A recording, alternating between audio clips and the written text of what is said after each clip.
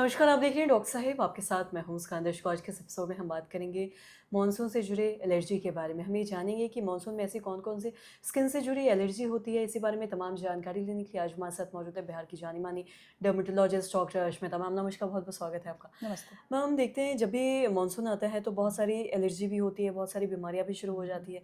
अगर हम स्किन से जुड़ी एलर्जी के बारे में बात करें तो ऐसी कौन-कौन सी, इस बारे में थोड़ा बताएँ? मॉनसून में प्रॉब्लम है कि एनवायरनमेंट में बहुत ज़्यादा ह्यूमिडिटी हो जाती है, जिसकी वजह से स्किन के पोर्स क्लॉग होने लगते हैं बिकॉज़ ऑफ एक्सेसिव स्वेटिंग।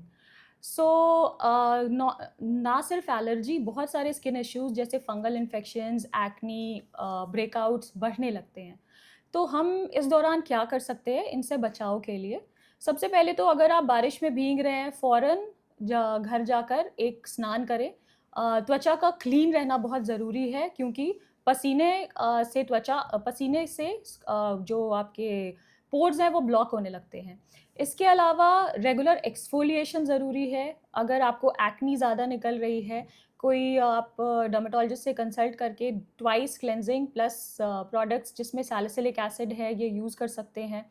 अगर आपके प्राइवेट पार्ट्स में इचिंग हो रही है या जहाँ पे आपको नमी है वहाँ पे ज़्यादा इचिंग हो रही है, तो वो एलर्जी या फंगल इन्फेक्शन हो सकता है। इसके लिए किसी डर्मेटोलॉजिस्ट के सलाह से कोई एंटी फंगल क्रीम्स यूज़ कर सकते हैं। ठीक है? जी। और साथ ही अगर हम देखते हैं जब भी एलर्जी होता है, कई बार आपने बारिश की ही बात की है, तो अक्सर मानसून में बारिश होती रहती है, कई बार लोग आते जाते समय दिन भर गीले कपड़े या भीगे कपड़े पहने रहते हैं, इस वजह से रैशेस भी हो जाते हैं बॉडी पे। इस बारे में आप क्या कहेंगे? अगर कपड़े भीग रहे हैं, उनको फ़ौरन उतार के जैसे मैंने पहले भी कहा आपको एक स्नान करना ज़रूरी है। जो सोप यूज़ कर रहे हैं वो ग्लिसरीन बेस्ड सोप होना चाहिए, बहुत ही हार्ड सोप्स नहीं होने चाहिए। ऐसे सोप्स जो पीएच बैलेंस्ड होते हैं, ज़्यादातर हम लोग डव या पियर्स इस्तेमाल करने के लिए बोलते हैं। स्नान करने के इमीडिएटली बाद एक सेरामाइड बेस्ड लोशन या मॉइस्चराइज़र यूज़ कर सकते हैं, इन एलर्जी से बचने के लिए। और अगर फिर भी एलर्जीज़ हो जा रही है तो ओवर द काउंटर्स कई एंटी एलर्जिक्स उपलब्ध हैं जैसे कि सेट्राज़ीन, जो आप ले सकते हैं। अगर उनसे भी इलाज नहीं हो पा रहा है तो किसी डर्मेटोलॉजिस्ट की सलाह से आपको कुछ प्रिस्क्रिप्शन मेडिसिन्स या क्रीम्स प्रिस्क्राइब की जाएँगी, जिनसे काफ़ी राहत हो जाएगी। जी।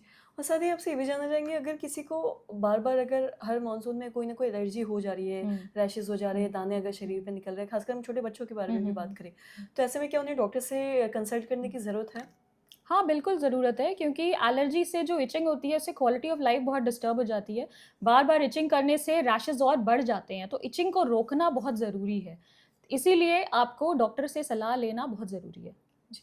और साथ ही पाउडर की बात की है, कई बार ऐसा भी हुँ। होता है कि अगर रैशेज़ या इचिंग हुँ, कोई भी हुँ, होता है, लोग हुँ, पाउडर अपने मन से कोई भी लगा लेते हैं, जो भी घर में हो, हुँ, और कई महीनों तक ऐसे ही छोड़ हुँ, देते हैं, पाउडर लगाते रहते हैं, हुँ। अपने मन से कोई भी चीज़ें करते रहते हैं, तो ये सब भी कितना गलत हो सकता है? पाउडर तो हम सलाह नहीं देते क्योंकि पाउडर में जो पार्टिकल्स होते हैं वो अगेन आपके पोर्स को ब्लॉक कर देते हैं। तो आप कोई डर्मेटोलॉजिस्ट रिकमेंडेड क्रीम ही लगाएँ या कोई माइल्ड बॉडी लोशन लगा सकते हैं। जी। मैम, बहुत-बहुत शुक्रिया तमाम जानकारी देने के लिए। तो आशा करते हैं दर्शकों कि आप भी समझ पाए होंगे कि मानसून में ऐसे स्किन से जुड़ी कौन-कौन सी बीमारियाँ होती हैं, कौन-कौन से ऐसे एलर्जी होते हैं। जैसा कि डॉक्टर साहब ने बताया कि कई बार ऐसा देखा जाता है कि बरसात के मौसम में फंगल से जुड़ी दिक्कतें होती हैं, रैशेज़ हो जाता है, और सबसे जो ज़रूरी चीज़ है वो अक्सर देखा जाता है कि मानसून में लोग कहीं जाते हैं तो भीग जाते हैं। इस वज़ह से वो दिन भर भीगे कपड़े पहने रहते हैं, और इस वज़ह से और भी ज़्यादा इन्फेक्शन हो जाता है, रैशेज़ हो जाते हैं। तो ऐसा ना करें, अगर भीगे कपड़े पहनते हैं तो तुरंत जाके नहाएँ और कपड़े बदलें, ताकि आपको जाके आगे कोई दिक्कत ना हो, कोई इन्फेक्शन ना हो। तो आशा करते हैं जो तमाम जानकारी है आपकी लाभदायक रही हो। तो आज के इस वीडियो में इतना ही। अगर आपने अब तक हमारे चैनल को सब्सक्राइब नहीं किया तो तुरंत कर लिए, साथ ही हमारे फेसबुक पेज को लाइक करें। वीडियो देखने के लिए आपका धन्यवाद।